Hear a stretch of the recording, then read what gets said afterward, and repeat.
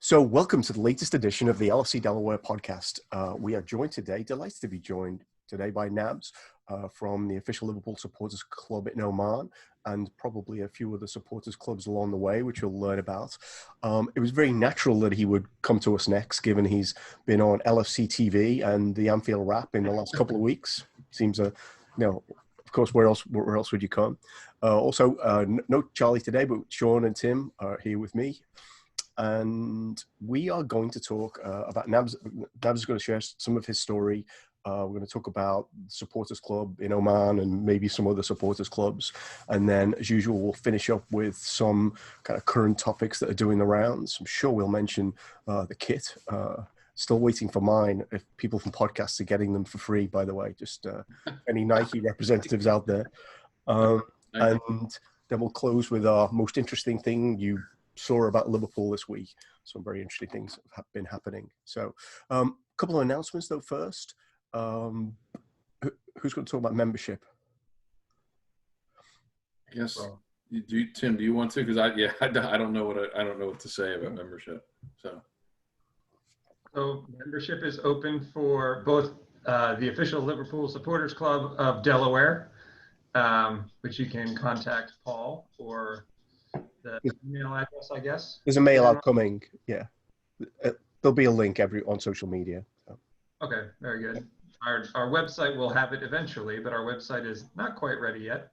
And then also for everyone out there, membership is open for the big club as well.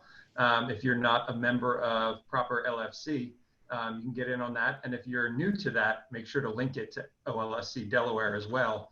To help us get in on ticketing, should we ever be able to buy tickets to games again. Unless, of course, you're watching this in Oman or somewhere else, in which case link to your own local supporters club. But yeah. So we've had a fun week here in Delaware, because we did have a chance to do an outdoor celebration, socially distant and masked up and all of that last weekend to celebrate being champions. So we've been champions for another week now, and one kind of maybe place to start is we're actually, I think, 364 days away from the start of last season, which it seems like even longer than that. I think it kicked off on August 9th against Norwich. So that one's for Tucker, who's always looking for LFC history items. So Nabs, again, thanks so much for coming on to join us. Let's start, as we usually do, with how did you become a Liverpool supporter in the first place? Oh man, that's a story that started about 50 years ago. I was born and brought up in London, and I had an uncle who was a doctor in Liverpool. So he studied medicine in Liverpool and was a doctor there, and being expats in London, we used to have to go to Heathrow all the time to pick relatives or family or whoever from Heathrow and then take them home to stay with us or whatever. So one day my parents said, we got to go to the airport, and I was like, oh God, not again. And they took us to the airport, and instead of collecting people, we were actually getting on a plane to Manchester, where my uncle picked us up. And on the car ride from Manchester to Liverpool, he was listening to the radio, and he was screaming and shouting and listening to this, whatever was going on the radio, and he was going absolutely crazy. And I thought, I don't know what this is, but it is exciting, and I want to be part of this. I was about five at the time. I just thought, whatever it is, I want to be part of it. And actually, I never even asked. He could have been supporting Everton. But anyway, he was listening to the radio. He was listening to football. I assumed it was Liverpool. And after that, I was hooked. So I said, right, I'm a Liverpool fan. When was it? When was it? Yeah. It was about 1975. Wow. Okay. So back in the days when there wasn't televised football, everything was on the radio. Yeah. Right. So at that. Go ahead. Sorry. Go ahead. At that age, I didn't even know what football was. It was just whatever he's supporting or whatever he's so passionately excited about, that's what I'm going to do. So that's why I just chose Liverpool from that. Luckily, I chose a good team. It was a good time to get on board. Yeah, exactly. So when you think back to that era, what's your sort of favorite memory? When was the first time you had a chance to actually see Liverpool play? I guess it would have been about 1980, because not long after we moved to the Middle East, and when my brother was born, we moved back to London, and that was the first time I actually got involved, or actively started supporting Liverpool, watching games. So you probably don't have it in America, but we used to have match of the day and the big match. Mm-hmm. So at lunchtime, you'd watch all the previews, you'd watch 2 World War II black and white movies, and then you'd watch the results. Then you'd wait until about 10 o'clock at night, then you'd watch all the highlights. So that's when I started collecting Panini stickers. So, Kenny Dalglish and Terry McDermott. And because of my frizzy hair, everyone used to think I was Terry McDermott. I looked nothing like him. I just had curly hair. So that's when I really started supporting Liverpool. But I think the first match I ever watched live was Liverpool-Real Madrid, European Cup final, 1981. Wow. Oh, wow. Okay. So I was at that game. Again, it's crazy that back in those days, we just didn't have live football. So you had to watch only highlights on the BBC or ITV, or you had to wait for an FA Cup final or the World Cup or something. Otherwise, you didn't get live football. Yeah. Seems crazy now, doesn't it? Mm-hmm. So I have some. I was at that game, the 81 European Cup final. You were in tickets were really hard. Paris. In Paris, yeah. Tickets were really hard to come by, is my recollection. Wow. Oh, sorry. When I say that was on TV, I was actually in Bahrain. Oh, okay. Watching it from Saudi TV. Right. I wasn't at the game. That was the first time I'd actually watched a live Liverpool game. Okay. And it was one of those where in the old days you had to turn the antenna, and every time the TV went out of focus, you had to retune the antenna. So that's what I was doing, watching Liverpool win in 81. Not in Paris, not like you, Paul. I've talked about it before. Actually, it wasn't the very best experience. It was not for lots of reasons, but I digress. I don't think it was even a good game, was it? 81? No. Was it? It wasn't a good game, was it? No. I think Real Madrid played pretty defensively, and we found it hard to break them down. We scored in the 83rd minute.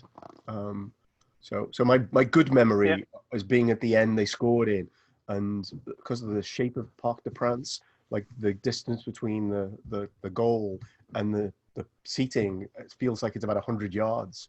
So he actually, Kennedy ran towards the Liverpool end. Yes. Anyway, we digress. In terms of kind of then more modern experiences of watching Liverpool, what are some of the highlights there? I guess the only highlight that is Istanbul. I mean, I can't, I think that's the one that everyone would be most interested in. I went to Istanbul, but actually getting to Istanbul was probably the craziest story ever. I was living in Bahrain at the time and working for an airline. And it was a season where we were doing pretty poorly in the league. But for some reason, we were doing well in the Champions League. I mean, everyone knows the story. But so when I was living in London, I used to live near Chelsea, off Sloane Square. If you're from London, you'll know where it is. So my cousin, who lived in Chelsea, was a Chelsea fan, and he lived there. And he called me up and just said, "Listen, I got 2 tickets for the semi-final against Liverpool. If you want, you can have the second one." So I mentioned I worked for an airline. I flew in overnight, landed in the morning, went to the game, flew back overnight, and was in work the next day. I just thought, we're never going to get to another semi-final, so I've got to make this game. So I went to the semi-final, and then we got to the final. And then when we got to the final, I was like, I've got to go to the final. I've got to find a way of getting tickets. And so I started messaging everyone. I need a ticket. I mean, stupid idea. I just throw everything at the wall, just say, I want a ticket. Anyone who's got any leads, let me know. How are you going to get a ticket like that? It's a dumb idea. But of course, I'll tell you the story because it worked. I had a cousin who worked at the Ministry of Sport in Oman, and he was best friends with a guy called Budgie, Alan. I think his name was Burridge. I can't remember his name. Anyway, he used to be a professional football in the league, and he was good friends with Phil Thompson, who used to be Liverpool captain and assistant manager at Liverpool. And Phil Thompson had been given 2 tickets by Liverpool for the final. He didn't want them. He'd sort of broken away from Liverpool after, he got fired and everything. Yeah. So he had these 2 tickets, and he'd given them to Burridge. So Burridge in Oman had 2 tickets. So I was calling this poor guy like every 3 hours trying to get hold of him. He'd gone camping in the desert and was completely incommunicado. And I was like, oh my God, how am I going to get these tickets? So turns out when he finally got back, he sent me a message saying, you can have my tickets, but I don't have them. They're at Liverpool. It's like, well, how am I going to get the tickets? So, okay. I can fly there. I'll get to Anfield. There are 2 tickets here. They're for me in the name of Burridge. I can't remember his name. His proper name. He has to give them. I said, he's in Oman. It's like, yeah, but they're tickets from Phil Thompson that he was giving to Burridge, and Burridge is giving to me. No, you can't take them unless. I was like, oh my God, how much? Okay, I've got 2 tickets. They're just there. I can't get them. I don't know what I'm going to do. Anyway, so I flew back to Bahrain, and I was like, oh, you know what? I've come this far. There's no way I'm giving up now. And I don't know. Well, you probably don't know because you're being in America. The flights from the UK to Istanbul, every single flight was booked. So when you look on the MID, like on the airline systems, you can see every flight from London to Frankfurt to Istanbul, or via Paris or direct. Every single flight was booked. So the only way to get to Istanbul was to fly somewhere like this guy from Oslo. He flew from Norway to New York to Istanbul. That was the only way to get a ticket. So I managed to get from Bahrain to Dubai to Istanbul. Wow. And on the flight, I was there with about 20 other guys from Dubai Reds, some of whom I knew. And I said, okay, well, I'm just going to blister onto this group of guys. I'm going to Istanbul anyway. I'm just going to see if I can get a ticket. I'll just see. Now, it sounds a bit crazy, but if you understand how ticketing allocation goes, normally about half the tickets are allocated to people who live in the host country nation, right? And then the other half, quarter goes to sponsors, 12.5% go to Liverpool, 12.5% go to Milan. So Liverpool only got allocated 9,000 tickets for this game. Yeah. Milan only got 9,000 tickets for this game. But that meant there was 75% of tickets that were there, possibly up for grabs. So I said, to hell with it. I'm going to go to Istanbul. I'm going to try my luck. So ended up in Istanbul, bumped to 2 guys in the street. I'm just walking around going, anyone got tickets? Anyone got spare tickets? Anyone got... 2 guys came up. They said, look, we've got 3 tickets. You can have one if you want. I said, how much? And they said, I don't know, whatever money they said. I was like, okay, look, I'll give you every single bit of cash I have for the ticket, but it's not going to be that amount. And I ended up giving them Bahraini dinars, UAE dirhams, dollars, euros, and pounds. Came up to about 300, I think it came to about roughly equivalent to 300 euros for 50 euro ticket, but I got this ticket, and I ended up at this game. And at half time, when we were losing 3-0, after all this effort, my cousin, the Chelsea fan, sent me this message saying, "I bet you're glad you went to the final." Like, he knew the amount of time and effort I'd spent trying to get there. "I bet you're glad you went." I was so, am I allowed to swear? I was very upset, and I didn't know what to respond. But about 2 hours later, I just replied yes.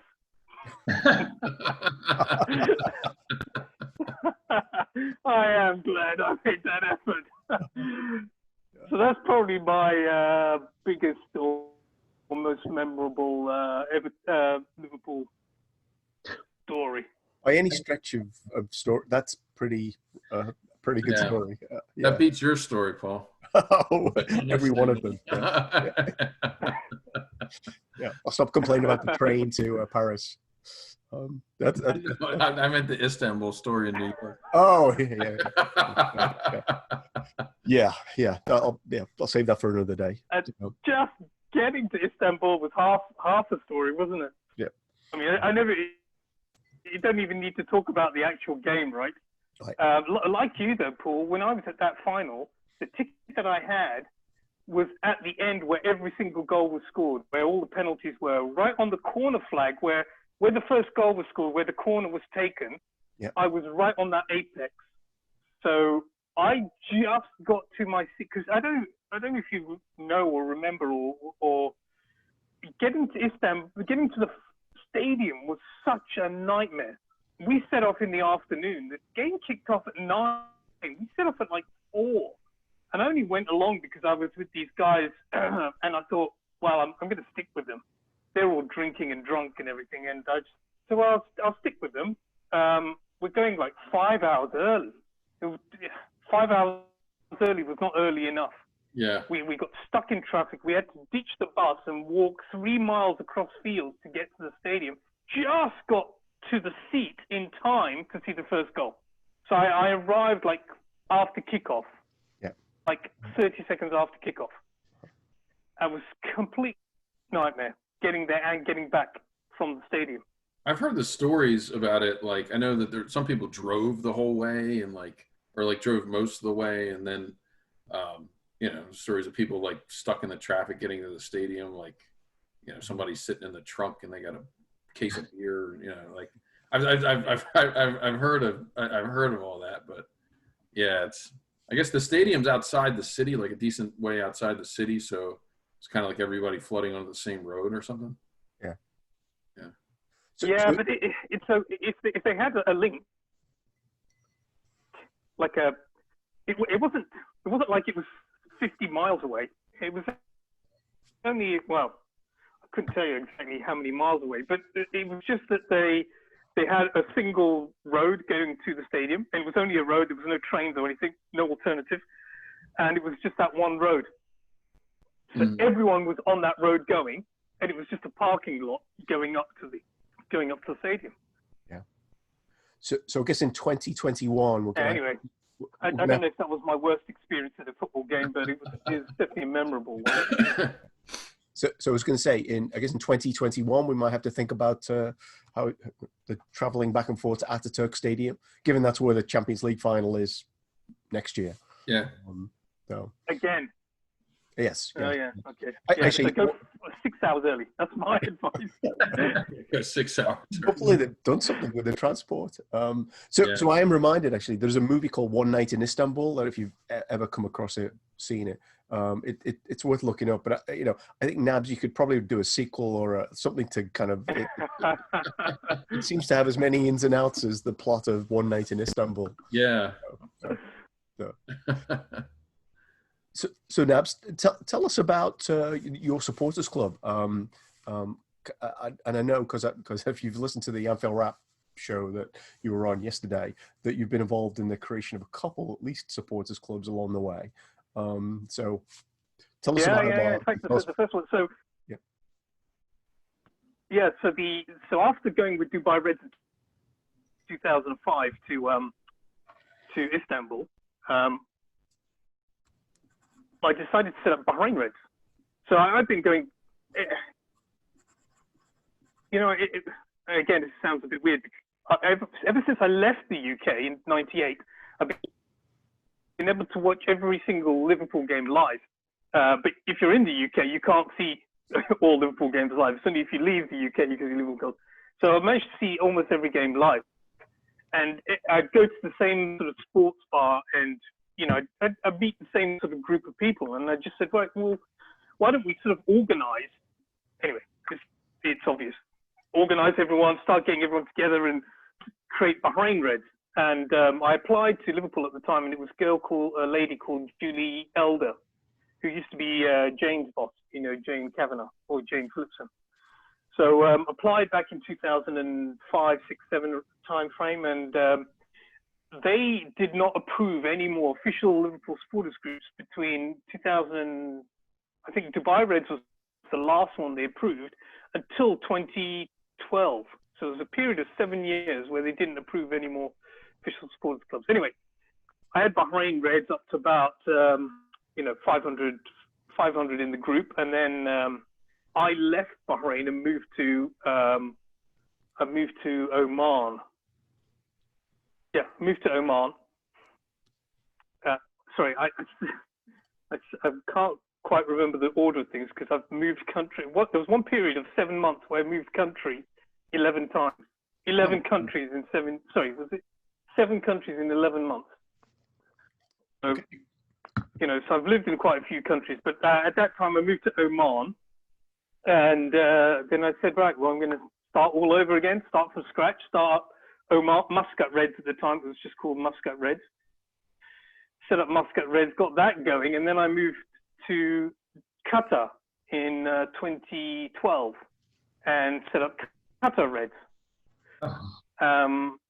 So those are the 3 that I helped set up directly. And then I've helped Kenya Reds, if you know Mitesh and all the guys from Kenya Reds. So when they were looking to start up, they contacted me, and I helped them through, advise them through the whole process, having done it 3 times. Helped them through the process, and currently I'm helping Jordan. So I do public speaking, motivational speaking, and I was hired to do a speech in Jordan for banking, some sort of banking event, and it was the same time as Liverpool Red Star Belgrade. So I was on Facebook trying to find a group in Amman, Jordan. Couldn't find one, so I just messaged all the Liverpool fans in Jordan and said, "Listen, I'm setting up for Jordan Reds. I'll be in this hotel to watch this game." 5 guys turned up, and I said, "Right, you've got to do this, you've got to do that, you've got to do that. I'm leaving the country tomorrow." And left. But stayed in touch with these guys by WhatsApp and just advised them on, what to do and everything. And fingers crossed, they're going to be made official in the next round of clubs that are made official. Nice. That's great. There's quite a few there. Yeah, that's great. Wow. Huh. So, but now you're back in Oman, right? Yep, I'm back in Oman. What does a pre-COVID match day look like in Oman? Because I know you're watching games at some ridiculous times, right? Yeah. No, not well. You say ridiculous. It's all relative, right? I mean, you're probably watching it like. I mean, I remember watching games in San Diego at like 4 a.m. So. Yeah. 7 o'clock has been our earliest. That's it. I remember actually watching one in Tampa, Liverpool Newcastle, in a British pub in in Miami, Florida, and it was like 7 a.m. It was like they gave a breakfast and a pint or something like that. They had some kind of deal, but I think most of our Champions League games, they end quite late. Those games will end like 2 a.m.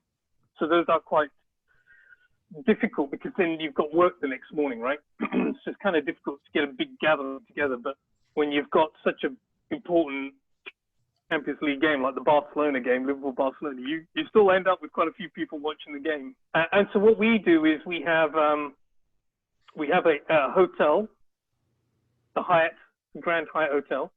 They have a sports bar that has a special area dedicated to Liverpool, paid for by Standard Chartered, and we meet there for every Liverpool game. And we got a great deal with the Hyatt. They give us, every time Liverpool play, they give us one free drink for any person who's an Oman Reds, card carrying member of Oman Reds, and that's what we do. But we also have a non-alcoholic venue because there are lots of fans here who don't want to be around alcohol. Yeah. I mean, I don't personally drink, but I don't mind going to a sports bar, but some will, would rather not be in a bar. Yeah. So we have a designated shisha cafe where everyone meets to watch the game in a non-alcoholic venue. And how big is Oman Reds?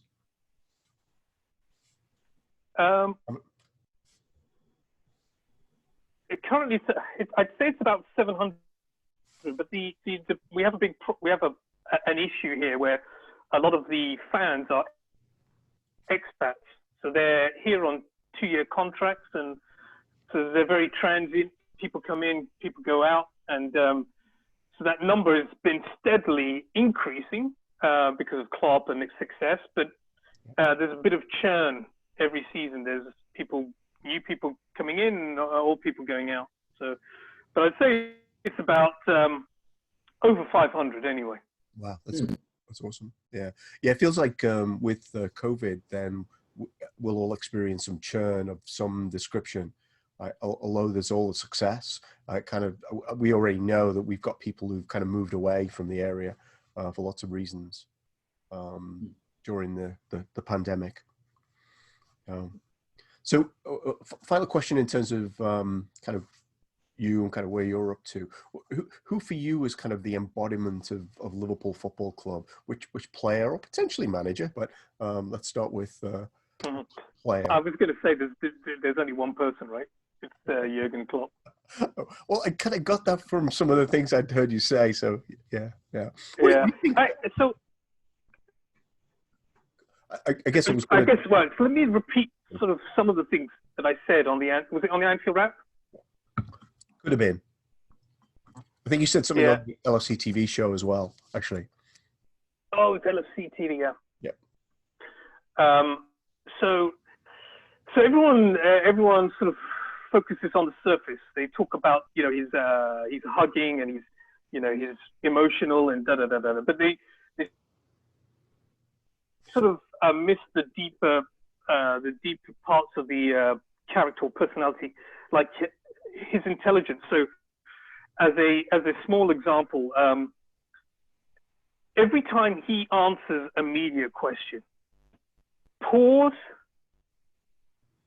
and think, how would I answer that question? How would Mourinho answer that question? How would Brendan Rodgers answer that question? And you can, personally, I think, well, immediately Mourinho would be combative and he'd be creating a media story. Brendan Rodgers would be this sort of flat, monotone answer that you get sort of vanilla answers and doesn't really. Klopp gives these answers, and even though I'd stop and say, how would I answer it? Every answer that I come up with, even stopping to think about it, what agenda do I want to promote? What's the message? Do I want to answer this directly? Do I want to answer obliquely? Even when I stop and think about how to answer, Klopp still comes up with an answer that far surpasses any answer that I could come up with as a marketing PR professional. And he's done it off the bat, automatically.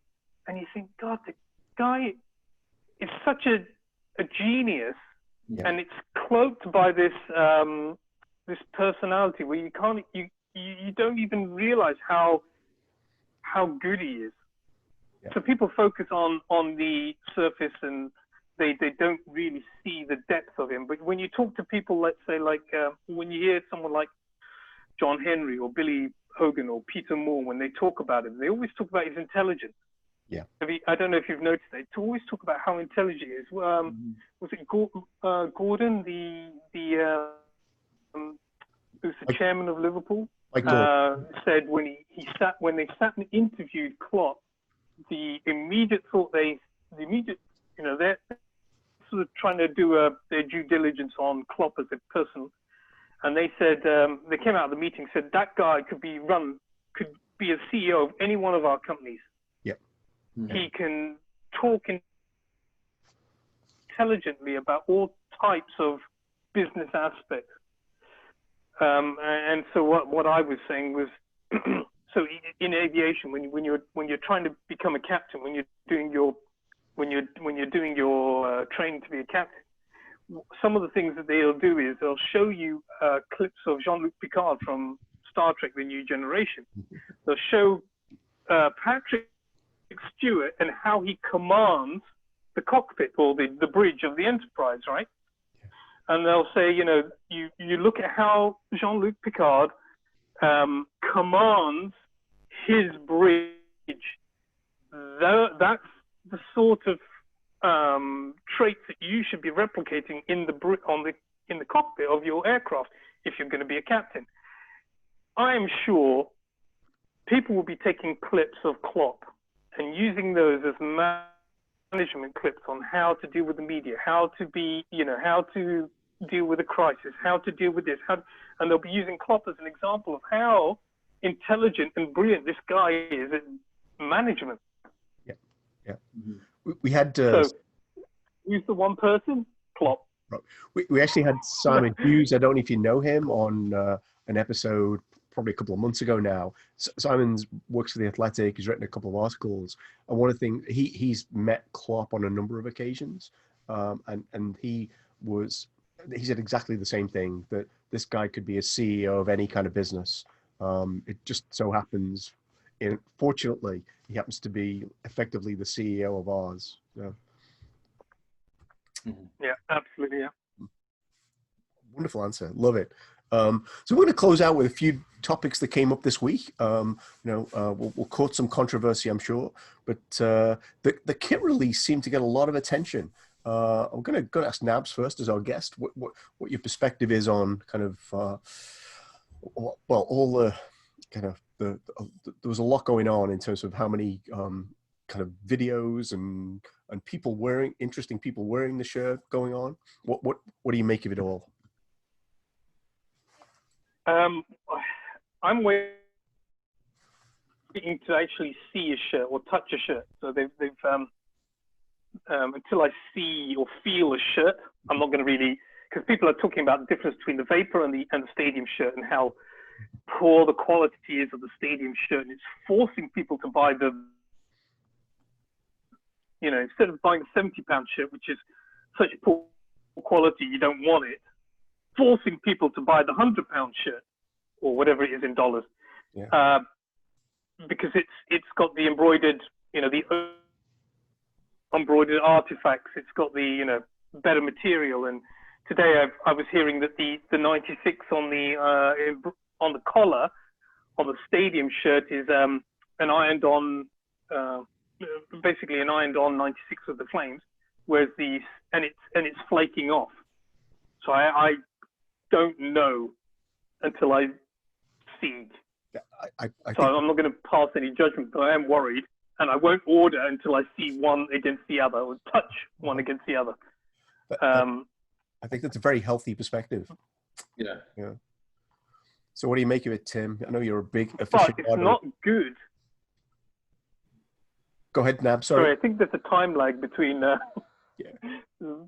big time lag between Oman and Madison. Sorry, Delaware. Yeah. Sorry, you were asking Tim something? Oh, I was getting Tim's perspective on what he thinks of the shirts. Tim has probably, I don't know, I'm in a glass house here, but Tim has a lot of replica shirts. Not a good one. I've got a lot. Yeah, I'm on board with Nabs in terms of I want to touch it. It was a very tempting to order it like that first morning it was available. But there's a few reasons. One of them is the quality issue, which there was nothing made of until the day it came out. And I think in US dollars, just a shirt with no badges or patches or anything added to it. I think the stadium is $90 US. Yeah. And the vapor is $165 US. Yeah. So that's a pretty big leap for a t-shirt in my estimation. But the other thing that to me is, I wasn't a huge fan when this past season they made the Premier League patch, instead of being the nice flocked soft one, it was just kind of like an iron-on vinyl. Wasn't a huge fan of that, and now it looks like that's going to be on both sleeves of the new shirt, which kind of has, gives me pause. So I kind of had the thought maybe I won't order with the patches, but then the only reason I would order a shirt this year is to have the Premier League Champions patch. So it's an interesting situation. I'm hoping that some local stores here might actually have them for sale that you could touch it, or otherwise I'll just be waiting for someone with less self-control than me to have ordered one that I can touch theirs. And so the other, I thought it was kind of clever. So they've released all these unofficial images of what these shirts are going to be like. These images have been online for months, and I may be assigning too much credit to them, but I don't think so. It's an easy way to get to do market research. Release images of shirts, see what the feedback is like. Say no, these are artist renditions by private people. This is not an official, and then see what people say, and then build up the tweak your final product offering. This particular shirt, I mean, I was asked personally what I thought about it by LFC, and I said I don't particularly care because I'm going to buy it anyway. But I think the white green trim is such a bad reminder of our worst days, apart from Hodgson, our worst days of the 90s, right? So why would you do that? Like, New Balance has just done the pinstripe yellow, which is a great reminder of '84, and you've just reminded us of Graham Souness and why? It's such a anyway. But apart from that, there's very little you can do, right? It's the shade of red, the Pantone or the Raoul of red, like is going to be Fire Engine red, or comic book red, or Grenadier Guards red, whatever red you choose. That's possibly the biggest, one of the biggest choices you can make as a manufacturer. And everything else is just minor details, right? Like, what are you going to have? A scallop or Peter Pan neck or a V neck, or like, you don't have too much flexibility in how you design a Liverpool shirt, right? Mm-hmm. Well, I think there generally none of the red shirts have been terrible, have they? Like even from Reebok and whoever else. But I actually, so as one of the people who went out and ordered, and now I have buyer's remorse because I keep seeing all these things. I bought the Vapor version with all the added on bits. And if my wife's listening to this, I'm not going to say how much it cost. But honestly, for a football shirt, it's ridiculous. My friend in Liverpool went to the store, so he's seen the thing in person, and he said the red is okay, but there's way more green on it than there ought to be. Sorry, teal than there ought to be. So it's more than that shirt that it was copied after. He said it's like there's anyway. So, Sean, what's your take on the shirt? I don't know. I guess it's grown on me a little bit seeing since it's been released, which isn't a surprise. I kind of figured that would happen. I'm gonna wait to order one until I feel like pressured for some reason to get it. I don't know I don't know what size to get. I don't know what version to get, like whether it's worth paying the money. I'm not going to spend that kind of money until I have a better idea. But for me personally, I think the most interesting thing, and I shared this with you guys about the shirt release, is that the day of the shirt release, LeBron James comes walking out wearing the kit, and I thought to myself, like, yeah, that's got to be somewhat planned, right? I mean, like that's going to sell enough shirts probably to make both Nike and Liverpool a good chunk of money. But it was interesting one of the in terms of like just like the because I feel like he hasn't done that very much in the past, but he is a Nike athlete, so like that probably did play a part in him doing that. Yeah, he's a shareholder in the club as well, I think. So, well, he's a part owner of the club, but so I've found it interesting over the years that I feel like he hasn't really promoted the club as much as I would have thought, and I never really thought that the Nike thing would have had much to do with it, but the day they release this kid, he comes walking out. Part of the but part of the contract dispute with New Balance, they had a clause where they could match any competing offer, and they ended up going to the High Court in the UK over this decision to move from New Balance to Nike. One of the things they said was New Balance isn't able to match the Nike offer because Nike is going to have brand ambassadors such as LeBron James and Williams, or I forget all the names. Anyway, the point is LeBron James is a Nike athlete, so he never promoted, like if you ever saw LeBron James with a shirt, it was always the back of the shirt. Mm-hmm. Yeah. He only ever wore Liverpool shirts and you see the back, never the front, right? And he never actively promoted. And you mentioned he's a part owner. He's a 5% shareholder of FSG, which obviously is a 100% owner of Liverpool. Mm-hmm. So until this point, he was never able to actively promote the front of the shirt. He was only able to, he's made limited social media mentions of Liverpool, but only, But now he's totally in because he's not only a part owner of Liverpool, but he's also contracted by Nike to promote the shirts. Yep. I've always found it interesting that was so underplayed. Like maybe the Nike thing maybe was a big part of it, but I always thought like LeBron James is one of the biggest, marketing tools you could use, and he's a part owner of the club. Why don't they do that more? But so I guess maybe it was partially the Nike thing. Yeah. So we're thinking that Tiger Woods is going to show up in a Nike shirt on Sunday in the USPGA. For the golf fans out there, he does wear red on Sunday. Yeah. Okay, I think it's probably time to wrap it up. There's lots of other things we could have talked about. Jamal Lewis, Sean spat with a subscribe wrap on Varane, which we may end with. But I'm going to go around and close with our usual. One thing, the most interesting, a very interesting thing you saw or discovered about Liverpool this week. And Nabs, as our guest, we'll turn it over to you. So the most interesting thing that happened this week for me in terms of Liverpool was, so for those of you who don't know, since this COVID thing happened, we've been having weekly meetings with the official supporters clubs around the world with Liverpool, and every week we'll discuss issues that are relevant to the running of fan clubs around the world, or we'll have a guest like Ian Rush or whoever. Anyway, this particular week we had the LFC Foundation promoting their new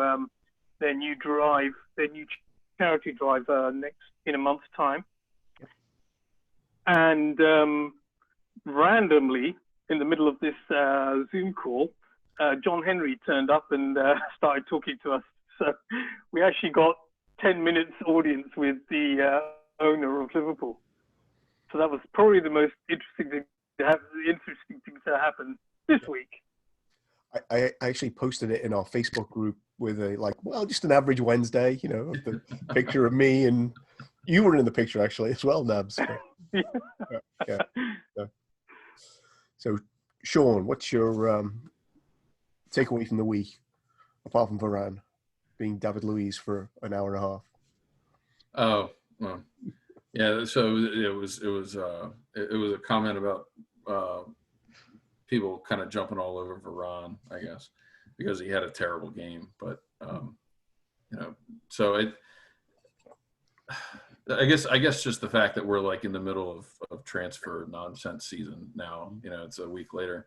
There's so many stories flying around, and it's like, who knows what to believe. They've been linked to Jamal Lewis, Sarr, both seem to be pretty common, and then the Thiago thing keeps kind of hanging around. The latest I've seen on the Thiago was that like Bayern's not going to agree to do anything until Champions League's over. But yeah, I mean, I guess it's the kit release was a big thing that was interesting. I guess it again, it's not surprising, but it does sort of look a lot better to me now, seeing it on people and all that. And I don't want to take anybody else's ideas, but I guess just that was the biggest thing to me, is just seeing all this transfer nonsense and people getting worked up over it this week. And, I find it kind of all interesting, but I don't get upset about it one way or the other. I trust Edwards and Klopp to make good decisions. And so anyway, that's my answer, non-answer. So I guess Jamal Lewis is more than a rumor, though, because it's been written about by a couple of really respected Liverpool journalists. Yeah. That feels much more likely to happen than any of the other transfers. Yeah. And what I read, I guess the thing that I read that stuck out the most is that apparently he really wants to make the move. Right. Like he's personally pushing for the move. Okay. So that's usually, a positive sign in the direction it might happen, but who knows? We'll see. One thing to add actually is Neil Atkinson didn't seem very high on signing Jamal Lewis, because I don't think his numbers are great. He had a show. They had a video show which I only listened to, so I didn't see the stats. But everyone who kind of looked at the stats was like, "Oh, yeah." But I am reminded of what Andrew Beasley said. Was Andrew Beasley told us about Andy Robertson? The stats he had didn't show Robertson to be like the kind of player Liverpool wants to sign. But obviously, the stats that our stats guys had were far more positive about Robertson than what Andrew Beasley could see. And what I read about Lewis is that this year they sort of didn't allow him to attack as much as he did last year in the championship, because they didn't want to be as aggressive, and they allowed the other fullback to attack more. Yeah. And that could be something that Liverpool liked to see, that he was able to sort of change his style of play and learn.